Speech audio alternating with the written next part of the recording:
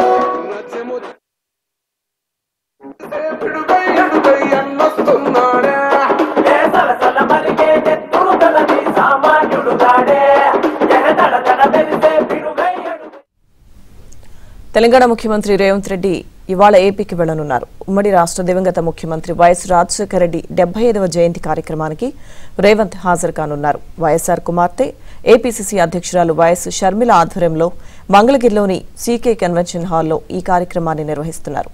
ఈ కార్యక్రమానికి రేవంత్ రెడ్డి హాజరవుతారు.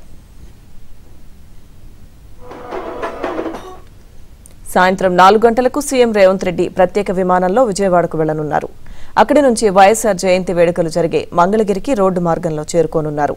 సీఎం రేవంత్ వెంట డిప్యూటీ సీఎం భట్టి విక్రమార్కతో పాటు పలువురు మంత్రులు, ముఖ్య నేతలు కూడా విజయవాడకు వెళ్లనున్నట్టు పార్టీ వర్గాలు తెలిపాయి.